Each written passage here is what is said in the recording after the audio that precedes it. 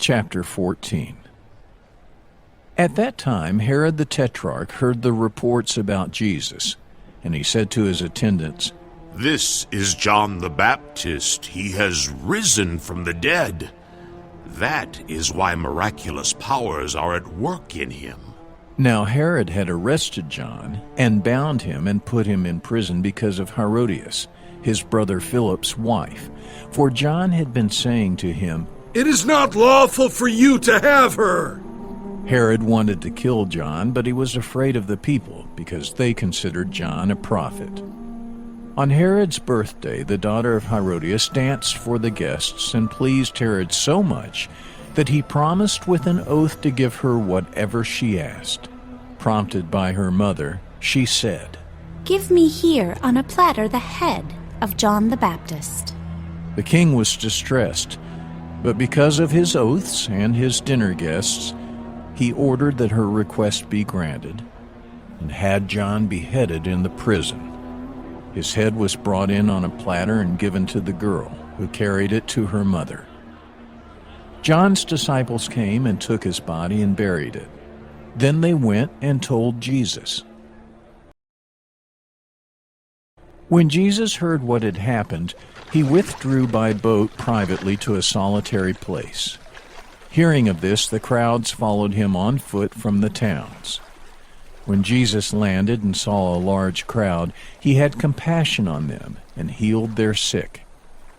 As evening approached, the disciples came to him and said, "This is a remote place, and it's already getting late.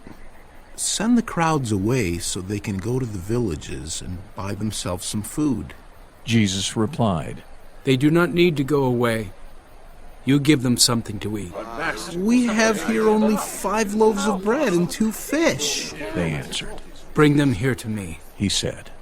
And he directed the people to sit down on the grass. Taking the 5 loaves and the 2 fish, and looking up to heaven, he gave thanks and broke the loaves.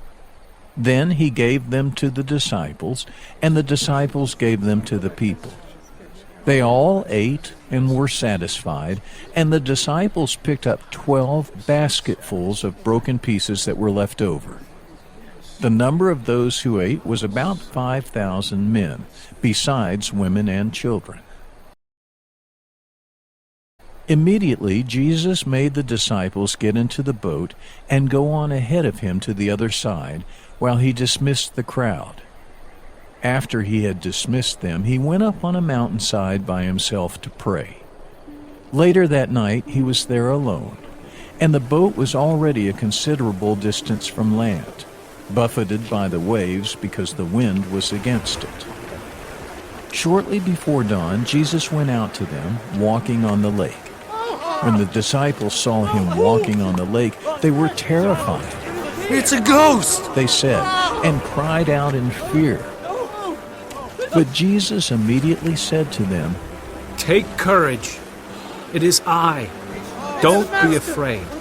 "Lord, if it's you," Peter replied, "tell me to come to you on the water." "Come," he said. Then Peter got down out of the boat, walked on the water, and came toward Jesus. But when he saw the wind, he was afraid, and beginning to sink, cried out, "Lord, save me!" Immediately Jesus reached out his hand and caught him. "You of little faith, He said. why did you doubt?"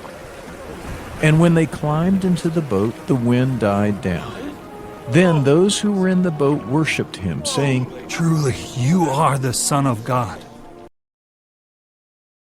When they had crossed over, they landed at Gennesaret.